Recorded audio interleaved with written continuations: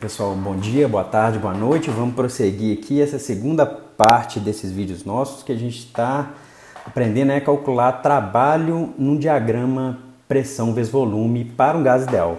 Então, voltando aqui a nossa pequena revisão, agora eu tirei aquela parte de lei zero, mas tem ali tudo de lei zero, de escala de temperatura, primeira lei de termodinâmica e tudo mais, mas vamos prosseguir aqui. Então, olha só. Uma pequena revisão aqui, a equação de estado para o gás ideal, PV é KBNT, o PV é NRT, KB que é constante de Boltzmann, R é constante universal dos gases, então a gente tem uma relação intrínseca entre pressão, volume e temperatura para um gás ideal. E a gente também, quando a gente estudou teoria cinética de gases, a gente viu que a gente pode obter uma interpretação cinética da temperatura como sendo o movimento médio das moléculas que constituem esse gás, certo? E beleza, a gente também viu a primeira lei termodinâmica, só eu não coloquei aqui no slide, mas a primeira lei termodinâmica nos diz que a variação de energia interna num certo gás ou num certo sistema, isso aqui é igual ao calor que a gente introduz ou que a gente retira do sistema, mais o trabalho realizado pela vizinhança sobre o sistema. Então esse aqui a gente viu nos outros vídeos e agora a gente estava calculando o seguinte, dado aqui um gráfico de pressão por volume, se a gente tiver aqui uma curva nesse gráfico, então a gente, para cada ponto aqui, a gente tem a pressão e o volume, como a gente tem pressão e volume, a gente tem a temperatura para cada ponto desse. E a gente queria calcular o trabalho realizado pela vizinhança, que é o tipo de situação que a gente está colocando aqui. No outro vídeo também a gente viu que o trabalho realizado pelo sistema é menos o trabalho realizado pela vizinhança, então a gente calcula o trabalho realizado pela vizinhança, trabalho realizado pelo sistema, é só trocar o sinal desse camarada. Então olha só, num gráfico de pressão por volume, se a gente tiver essa curva aqui, a área debaixo dessa curva aqui me dá o trabalho realizado pela vizinhança desse ponto, desse volume aqui VI até esse volume VF. No outro vídeo a gente já calculou que para um processo a volume constante que é o V constante, para um processo a volume constante o trabalho realizado pela vizinhança é zero e para um processo a pressão constante o trabalho realizado pela vizinhança é menos P, vezes a variação do volume desse gás. Aqui a gente vai calcular outros processos, mais dois processos que são importantes. Um é o processo isotérmico e o outro é o processo adiabático. Então aqui a gente tinha aqui no outro vídeo também essas curvas aqui. Então, a gente tem três processos aqui. Ó. Esse processo de A até C, que é um processo a pressão constante. Esse processo de C até B, que é um processo a volume constante. E esse processo aqui de A até B. Quem que é esse processo? A pergunta é, a gente pode calcular qual que é o trabalho realizado pela vizinhança nesse tipo de processo aqui? Mas primeira coisa, quem que é esse processo? Esse processo aqui que eu desenhei aqui azul é um processo a temperatura constante. Então agora a gente vai calcular processos a temperatura constante.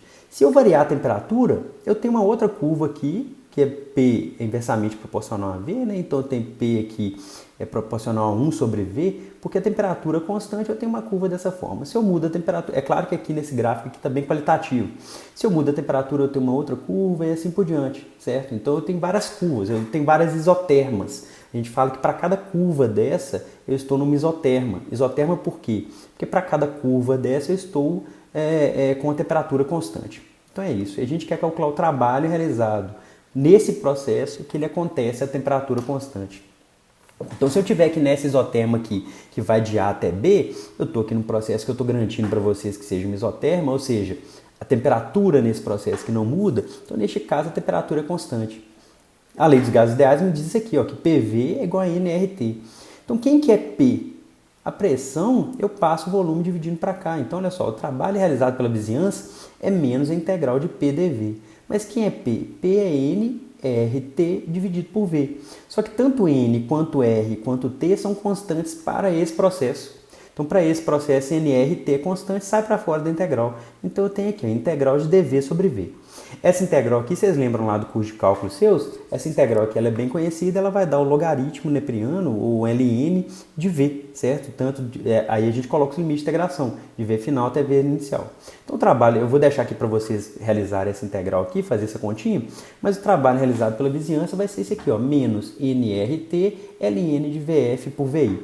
E esse ln aqui eu posso inverter o VI com o VF, trocar o sinal aqui da frente, eu tenho esse resultado aqui. Então, para uma isoterma, o trabalho realizado se eu estou num processo isotérmico, então se eu estou saindo de um ponto A e vindo para o ponto B através de uma isoterma, o trabalho realizado pela vizinhança é esse camarada aqui, certo? Então isso aí você segue, peço para vocês seguirem as contas, então já pega aí, ó, agora, ó, para e pausa, pega aí, ó, lápis, borracha, caneta, papel e tenta seguir isso aí. Então, beleza. Então, já calculando 3 tipos de processo. Ó. Processo a volume constante, processo a pressão constante, processo a temperatura constante. Falta um tipo de processo que é um processo muito interessante. Vamos supor que eu tenho essas duas isotermas aqui. A isoterma que é azul e a isoterma vermelha. E vamos supor que eu queira sair desse ponto A e chegar nesse ponto B. Notadamente, eles estão em temperaturas diferentes, porque eu estou em duas isotermas diferentes.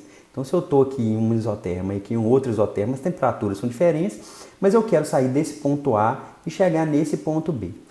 Posso fazer isso de várias formas. Eu poderia, por exemplo, vir aqui a volume constante e vir para cá a pressão constante. Só que eu não quero fazer isso. Eu quero fazer isso da seguinte forma. Eu quero vir desse ponto A até o ponto B sem ter transferência de calor para o sistema ou uma saída de calor do sistema para o ambiente. Eu quero vir desse ponto A até o ponto B sem ter troca de calor. Ou seja, eu quero vir... quando a gente fala que não tem troca de calor, a gente está num processo que a gente chama de adiabático. Ele está em isolamento térmico. Vocês viram um tipo de processo desse tipo quando a gente falou do efeito Joule. A gente tinha ali um calorímetro e todo o trabalho, o aumento de temperatura, ele era devido ao trabalho realizado sobre o sistema. Então, mas aqui a gente está num gás ideal. Vocês lembram disso, né? É que a gente só vai trabalhar com gás ideal.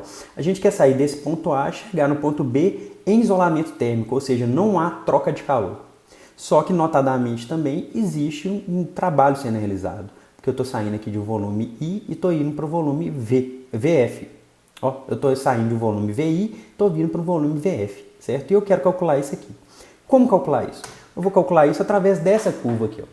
Essa curva aqui é uma curva que ela é diferente de isotérmicas, elas parecem, mas não essa curva rosa aqui, ela é uma curva diferente de uma isoterma, não é uma isoterma, é uma curva que a gente chama de uma curva diabática. A gente vai voltar a ver esse tipo de curva quando a gente falar lá de ciclo de Carnot.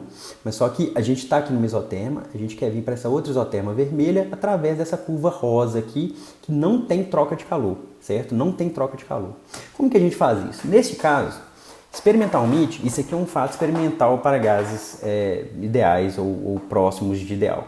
Nesse caso, a gente vê que, experimentalmente, esse produto aqui, ó, de P vezes V elevado a esse gama, por enquanto, é uma constante, que a gente não sabe qual que é essa constante. É uma constante que a gente pode obter experimentalmente.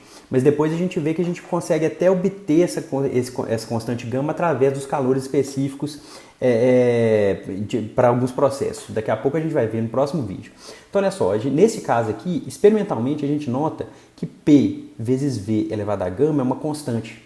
Então, para esse processo rosa, se eu pegar aqui a pressão e o volume nesse ponto onde está a mãozinha, e se eu pegar a pressão, o volume elevado a esse gama, e depois eu pegar nesse outro ponto onde está a mãozinha, pegar a pressão nesse ponto, vezes o volume nesse ponto elevado a gama, vai dar o mesmo número que aqui atrás. Então, nessa curva rosa aqui, para qualquer ponto que eu pegar, isso é um resultado experimental, para qualquer resultado que eu pegar nessa curva rosa aqui, esse produto da pressão vezes o volume elevado a gama é uma constante. Por sinal, se pressão vezes o volume elevado a gama é constante, tem que nesse ponto aqui inicial, a pressão I vezes volume I elevado a gama é igual a nesse ponto final. A pressão F é igual ao volume F elevado a gama. Beleza? Então, olha só, o que eu vou fazer aqui? Eu vou pegar essa primeira parte aqui dessa equação, vou passar o volume dividindo aqui. Então, eu vou ter uma relação da pressão com volume. Então, a pressão com volume é dada por isso aqui, ó. Pressão é PI, VI elevado a gama por V elevado a gama. É só passar o V elevado a gama para cá.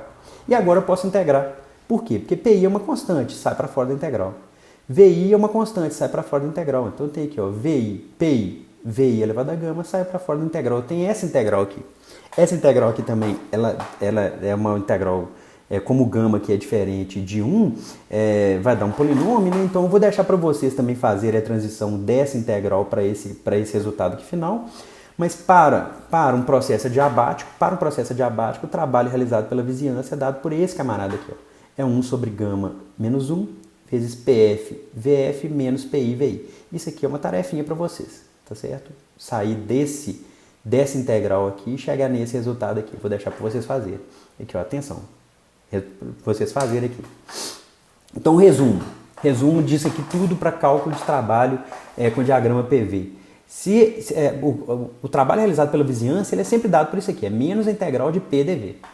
É isso aqui. A definição de trabalho realizado pela vizinhança vai ser esse camarada aqui. Se eu quiser o trabalho realizado pelo sistema, basta fazer que o trabalho realizado pelo sistema é mais integral de PDV. Mas o trabalho realizado pela vizinhança é dado por esse camarada. Se eu tiver um processo a volume constante, num processo a volume constante, o trabalho é sempre nulo. Se eu tiver um processo a pressão constante, o trabalho é sempre menos P delta V. Se eu tiver um processo a temperatura constante, o trabalho é dado por esse camarada aqui. E se eu tiver um trabalho adiabático, ou seja, onde não há troca de calor, isolamento térmico, o trabalho é dado por esse camarada aqui. Então a gente vai utilizar isso várias vezes nessa disciplina. Então isso aqui já seria bom vocês fazerem essas contas e já ter essa informação aí na cabeça. Então fica assim essa parte de trabalho de diagrama PV para um gás ideal. O último vídeo agora nessa parte de calor vai ser para a gente finalizar e resumir toda essa história de calor e primeira lei termodinâmica que a gente está trabalhando. Beleza? Então fica assim, um grande abraço, falou, tchau!